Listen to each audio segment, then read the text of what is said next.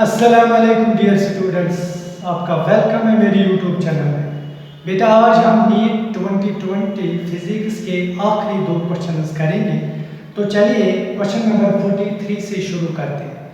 Question number 43 is light with an average flux of 20 watt per centimetre square falls on a non-reflecting surface at normal incidence having surface area of 20 centimeter square. The energy received by the surface during time span of 1 minute is. Dear students, इस question में एक light source से light पड़ती है एक non reflecting surface पे। एक light source जो है वो लाइट इमिट करता है और वो जो लाइट है वो पड़ती है एक नॉन रिफ्लेक्टिंग सरफेस पे जिसका एरिया ये यहाँ पर मैंने नॉन रिफ्लेक्टिंग सरफेस को मैंने दिखाया है। तो बेटा इस सरफेस का जो एरिया है दैट इज 20 सेंटीमीटर स्क्वायर। इस पे लाइट पड़ती है। देखिए लाइट इस पे इस सोर्स से पड़ती है। मान लीजिए ये सोर्स ऑफ लाइट है, this is the source of light. तो बेटा इस पे लाइट पड़ती है, लाइट एनर्जी भी आप कह सकते हैं। So these are the light rays, ये इस सरफेस पे पड़ती है।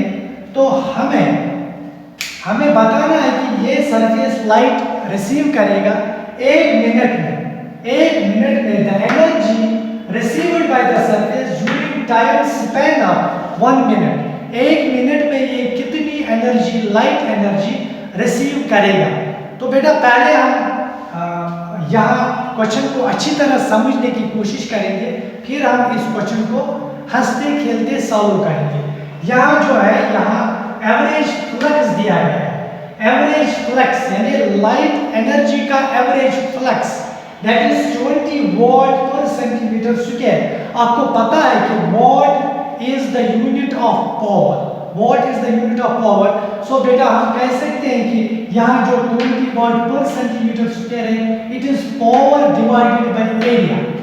वाट means power, centimetre square means area. So पहले हम यहाँ से ही शुरू करेंगे। गिवन जो है उसको लिखेंगे। सो बेटा गिवन इज आपका power divided by area is given and that is equal to 20 watt per centimetre square. इसके अलावा बेटा यहाँ एरिया भी इस सरफेस का दिया गया है दैट इज 20 सेंटीमीटर स्क्वायर। और टाइम बेटा हमें देखना है कि ये जो सरफेस है एक मिनट में ये कितना लाइट एनर्जी रिसीव करेगा। So this is the question. Time is 1 minute, and that is equal to 60 seconds. Time is 1 minute and that is equal to 60 seconds. Okay चलिए अब इस क्वेश्चन को करते हैं। बेटा power divided by area is 20 watt per centimetre square. सो पहले हम area को राइट साइड में शिफ्ट करेंगे। we'll get power is equal to 20 watt per centimeter square into area। Simple सा कंसेप्ट है। पावर एरिया को हमने राइट साइड में शिफ्ट किया। अब एरिया का जो वैल्यू है इसको हम सब्स्टिट्यूट करते हैं। पावर इज इक्वल टू बेटा power is further equal to 20 watt per centimeter square into area is 20 centimetre square. Area is 20 centimetre square. आपको बेटा पता है यहाँ देखिए ये जो सेंटीमीटर स्क्वायर है it is in the denominator और ये जो सेंटीमीटर स्क्वायर है it is in the numerator. So बेटा इसको हम कैंसिल कर सकते हैं। ओके तो हमारा जो पावर है बेटा that is P is equal to, आगे देखिए आप 20 into 20 that is 400 watt. 400 watt. आपको पता है पावर जो होता है it is work done divided by time. Definition of power is work done divided by time. So बेटा यहाँ हम लिखेंगे पावर के बदले work done divided by time is equal to 400 watt. Okay अब टाइम को राइट साइड पे shift करेंगे। So will get work done is equal to 400 watt into time that is t into time। बेटा आपको पता है ये जो वर्क होता है work is equal to energy और you can say work done is equal to change in energy. तो बेटा हमारा जो आंसर है वर्क डन के बदले हम एनर्जी लिखेंगे। So W is equal to energy received by the surface, energy received by the surface 400 watt into time की वैल्यू यहाँ पर that is 60 seconds, 60 seconds. So बेटा energy is equal to 400 into 60 that is 24000 और यहाँ watt और second. You know that watt second is equal to joule. बेटा आपको पता है watt into second जो होता है it is equal to joule. So the answer is 24000 watt second. बेटा अब मैं यहाँ लिख रहा हूँ ये जो आखिरी स्टेप है, आंसर जो आपका है that is E is equal to 24 into 10 to the power, यहाँ देखिए here we have 3 zeros, 10 to the power 3 और आपको पता है watt second is equal to joule. So beta this is the answer. This is the energy, light energy received by the non-reflecting surface. 24 into 10 to the power 3 joules. बेटा आप देख रहे हैं यहाँ पर 24 into 10 to the power 3 joules is the correct answer. So बेटा this completes the question. चलिए next question पे आते हैं। चलिए बेटा क्वेश्चन नंबर 44 करते हैं। क्वेश्चन नंबर 44 जो है बेटा आपने 12th फिजिक्स में करंट इलेक्ट्रिसिटी का कंसेप्ट पढ़ा होगा, तो उसमें आखिरी पोर्शन में हम इलेक्ट्रिकल मेजरमेंट्स के बारे में पढ़ते हैं। बेटा उसी से ये क्वेश्चन लिया गया है। Question is a resistance wire connected in the left gap of a metre bridge balances a 10 ohm resistance in the right gap at a point which divides the bridge wire in the ratio of 3:2. If the length of the resistance wire is 1.5 meter, then the length of 1 ohm of the resistance wire is. बेटा ये जो question है actually slide wire का concept इस question में है, तो इसमें हमें और भी कुछ कंसेप्ट यूज करने होंगे। मसलन आपके पास व्हीटस्टोन स्टोन ब्रिज है और पोटेंशियोमीटर का भी कंसेप्ट हमें इस क्वेश्चन में यूज करना होगा। बड़ा कंफ्यूजिंग क्वेश्चन है, करना इजी है लेकिन बेटा इस क्वेश्चन को समझना थोड़ा मुश्किल है। तो बेटा एक बार फिर इस क्वेश्चन में 3 कंसेप्ट्स हैं, स्लाइड वायर ब्रिज का, व्हीटस्टोन ब्रिज का और पोटेंशियोमीटर का। मैंने इस व्हीटस्टोन ब्रिज पे 2 स्पेशल वीडियोस बनाए हैं, तो मैं रिकमेंड करूंगा आप उन वीडियोस को देखें ताकि इस क्वेश्चन को समझने में आपकी हेल्प हो जाए। तो चलिए बेटा आप क्वेश्चन को करते हैं।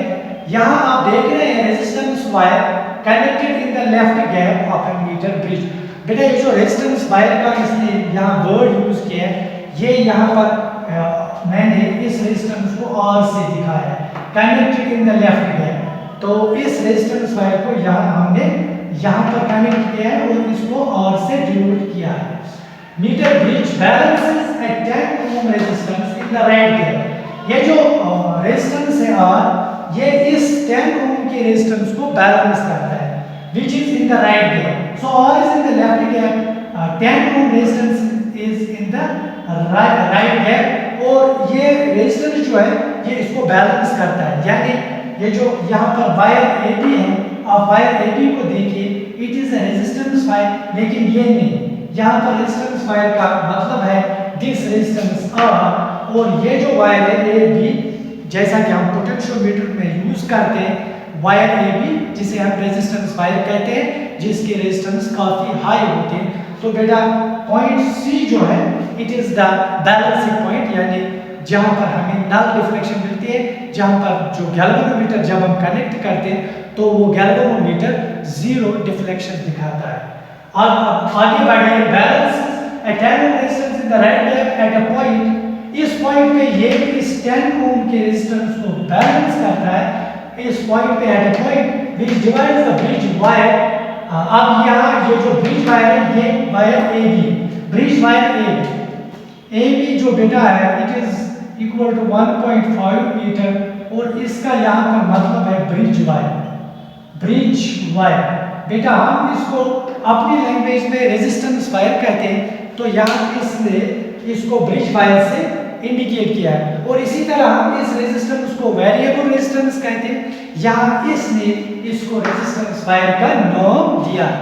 ओके, तो wire in the ratio of 3:2, यहाँ पर ये जो पॉइंट सी है ये इस रेजिस्टेंस वायर ए बी को इन द रेशो 3:2 में डिवाइड करता है। यानी आप समझ सकते हैं कि ए से सी तक जो होगा हम एज्यूम कर सकते हैं 3 होगा और सी से बी तक जो बेटा डिस्टेंस होगा दैट विल बी 2।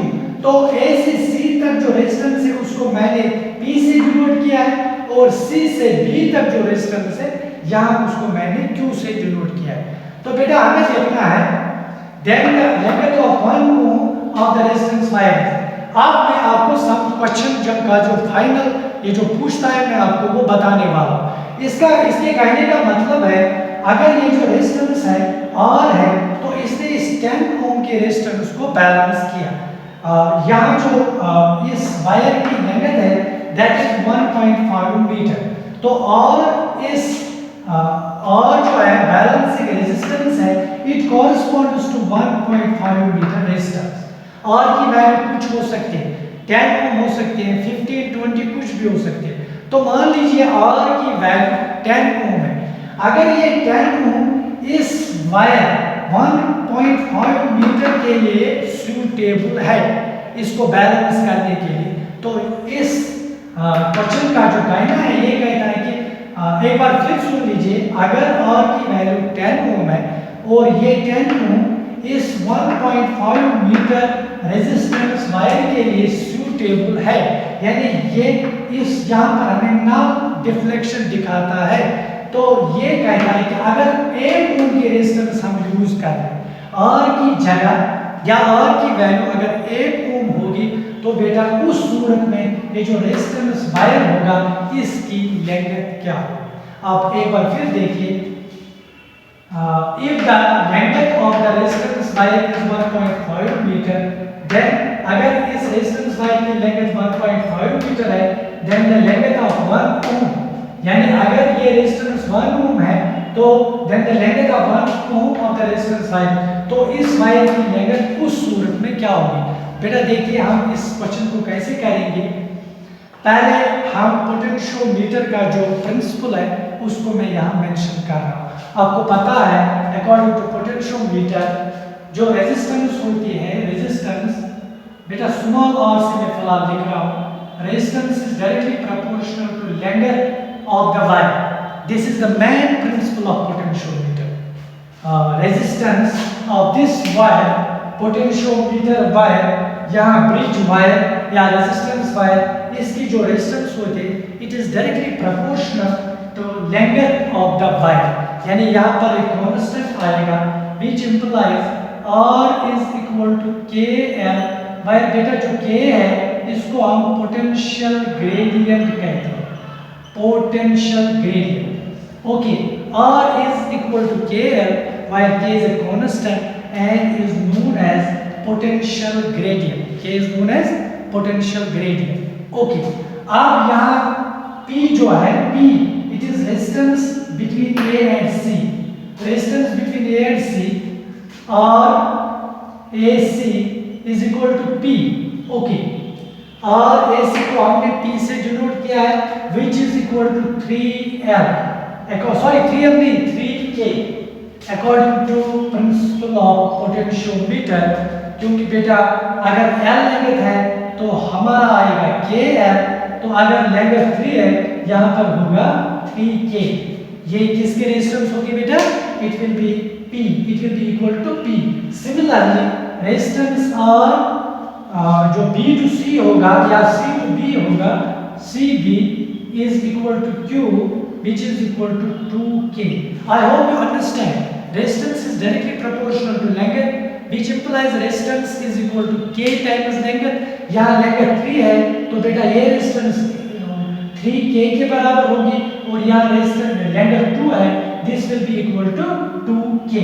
अब पोटेंशियो अब व्हीटस्टोन ब्रिज का प्रिंसिपल हम यहाँ मेंशन कर रहे हैं। व्हीटस्टोन ब्रिज कहता है कि प्रोडक्ट ऑफ अपोजिट रेजिस्टेंस यानी अगर हम इसको इससे मल्टीपल करें इसको इससे मल्टीपल करें product of opposite resistance will be equal that means R Q will be equal to Px। This is the principle of Wheatstone bridge। This is the principle of Wheatstone bridge. So according to Wheatstone bridge, beta RQ is equal to PX. RQ is equal to PX. बेटा इसीलिए मैंने आपसे अर्ज की थी कि आप Wheatstone bridge का जो मैंने 2 वीडियोस है उनको देखिए। तो बेटा this is the principle of Wheatstone bridge, RQ is equal to P into X। आप इसी को हम वैल्यू सब्स्टिट्यूट करेंगे, RQ is equal to P into X। R is R and Q is Q। आप देखिए Q की value 10 ओम है, सो Q is 10। P की वैल्यू आपके पास 3 है, 3 के शायद कोई गलती हो गई। ओके बेटा गलती तो हो गई। R is R and Q बेटा Q की वैल्यू है 2 की, सॉरी यहाँ पर 2 आएगा। एंड P बेटा जो है P is equal to 3K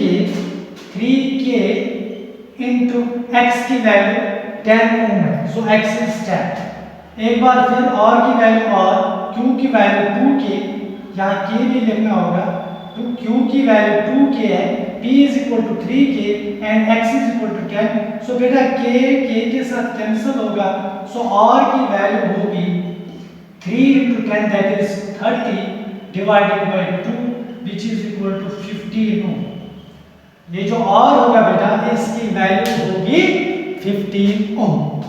okay अब ये जो 15 ओम है it corresponds to 1.5 metre length. 15 ohm का रेजिस्टेंस जो है यहाँ पर जो हमने यूज किया है it corresponds to 1.5 metre length. तो हमें बोलना है कि 1 ओम का रेजिस्टेंस कितनी लेंथ को कॉरस्पॉन्ड करेगा। So according to given 15 ohm corresponds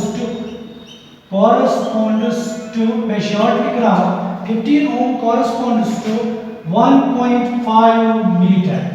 इसका मतलब बेटा ये होगा 1 ohm will correspond to 1 ohm will correspond to 1.5 divided by 15 metre. एक बार फिर देखिए 15 ohm corresponds to 1.5 meter, it means 1 ohm will correspond to 1.5 divided by 15 meter, that is equal to, अगर हम यहाँ मल्टीप्लाई 10 से करें डिवाइड 10 से करें तो बेटा this will B 15 divided by 150। अगर हम मल्टीप्लाई करें 10 से दिस विल बी 15, यहाँ डिवाइड 10 से this will B 150। So 15 1s are into 0.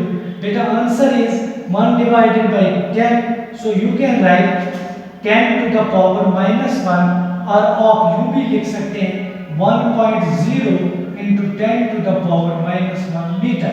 Answer के लिए हमने ये लिखा, otherwise answer is 1 by 10 and that is equal to 10 to the power minus 1। 10 numerator में शिफ्ट होगा, that will become 10 to the power minus 1। So 1.0 हम लिख सकते हैं into 10 to the power minus 1 meter। So the beta so correct option is 1.0 into 10 to the power minus 1 meter। This completes the question। तो बेटा मिलते हैं next video में, आप अपना ख्याल रखें।